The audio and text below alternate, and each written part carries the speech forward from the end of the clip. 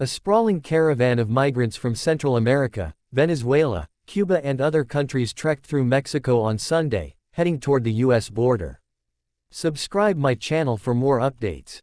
The procession came just days before Secretary of State Antony Blinken arrives in Mexico City to hammer out new agreements to control the surge of migrants seeking entry into the United States. The caravan, estimated at around 6,000 people, many of them families with young children, is the largest in more than a year, a clear indication that joint efforts by the Biden administration and President Andrés Manuel López Obrador's government to deter migration are falling short. The Christmas Eve caravan departed from the city of Tapachula, near the country's southern border with Guatemala. Security forces looked on in what appeared to be a repeat of past tactics when authorities waited for the marchers to tire out and then offered them a form of temporary legal status that is used by many to continue their journey northward. "We've been waiting here for 3 or 4 months without an answer," said Christian Rivera, traveling alone, having left his wife and child in his native Honduras. "Hopefully with this march there will be a change and we can get the permission we need to head north." López Obrador in May agreed to take in migrants from countries such as Venezuela, Nicaragua and Cuba turned away by the U.S. for not following rules that provided new legal pathways to asylum and other forms of migration. But that deal, aimed at curbing a post-pandemic jump in migration, appears to be insufficient as the number of migrants once again surges, disrupting bilateral trade and stoking anti-migrant sentiment among conservative voters in the U.S.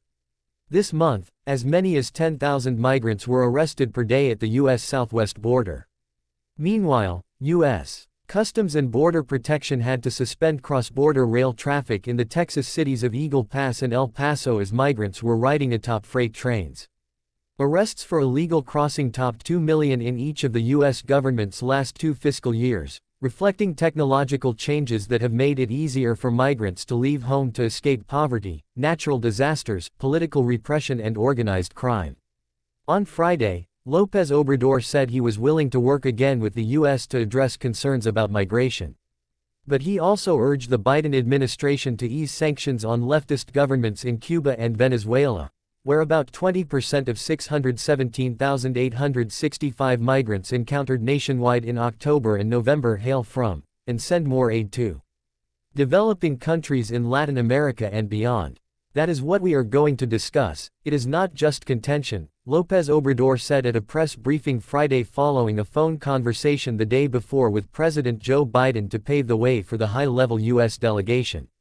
The U.S. delegation, which will meet the Mexican president on Wednesday, will also include Homeland Security Secretary Alejandro Mayorkas and White House Homeland Security Advisor Liz Sherwood Randall.